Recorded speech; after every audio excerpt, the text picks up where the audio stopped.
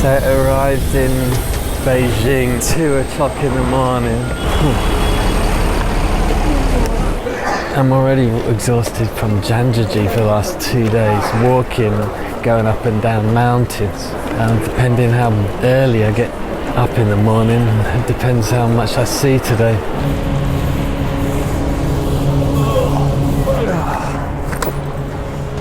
So this is the 4th time I collect my luggage.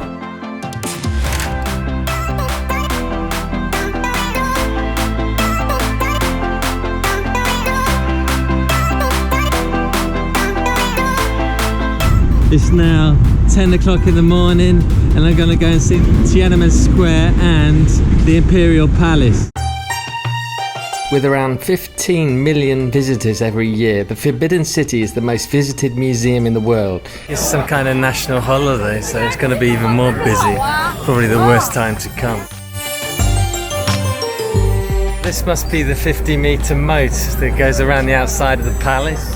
They've turned it into a park by the looks of it because there's seats going all the way around. That's pretty cool, I like that. Due to the crazy amount of people, there's now a maximum of 80,000 tickets allowed for entry per day. This is ridiculous. They're not giving me a ticket for the museum. Like, some silly bitch in the ticket office gave me a ticket for something else. I went back to her, asked her for a ticket for the museum. She's like, shut the door, and she wouldn't freaking speak to me. I don't know what the deal is. No one speaks English here. I even met some tourists outside, they couldn't get in either.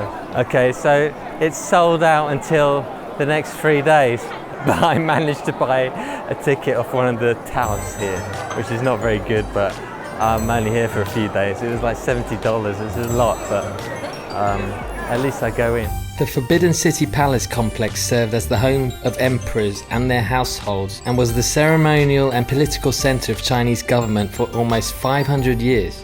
This Imperial Palace was built in early 1400s until the 1924. People were in there, concubines, imperials, servants, and it took about 1 million laborers to build this thing.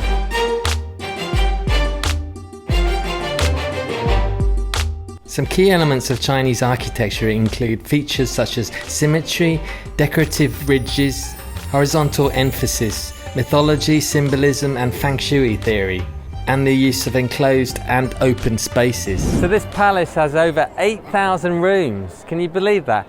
And it has a 50-meter moat around the outside for water for protection. And the only problem I found is you can't go in any of the rooms.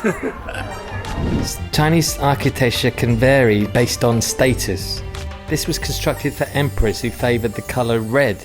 This is probably why you see red used frequently in China. So this building behind me is the Hall of Preserving Harmony. Those letters inside translate, it is the emperor that establishes all the highest principles. Certain architectural features were reserved only for the Emperor of China. One example is the use of yellow roof tiles. Yellow was the imperial colour. The colour of these roofs here, back in the days, are probably bright yellow. Really gorgeous roofs. But yeah, there's a lot of good detail in here. These palace grounds set a precedent in Chinese architectural style.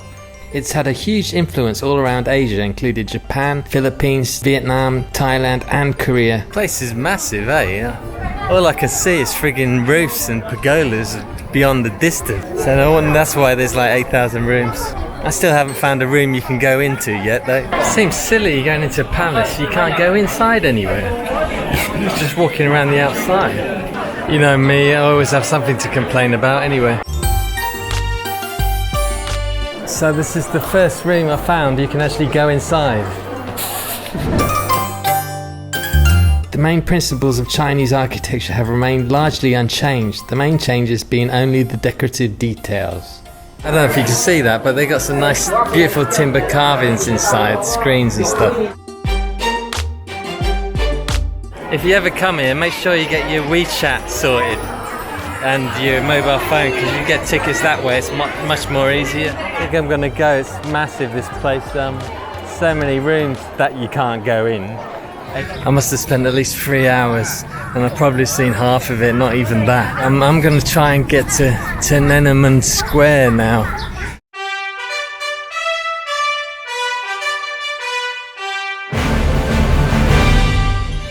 Tiananmen Square is a site of many important and cultural events in Chinese history, including the founding of the People's Republic of China by Mao Zedong in 1949.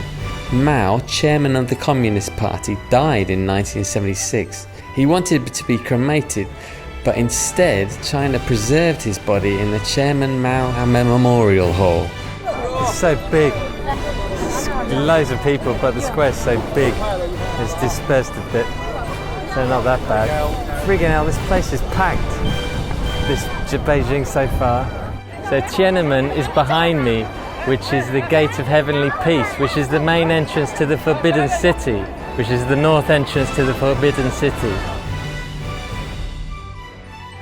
On the south end is the Monument of People's Heroes, which is on a two-tiered marble terrace. You got Chairman Mao's body is buried down the end there. On the east end is the National Museum of China. On the west side is a great hall of people where the National People's Congress have their meetings.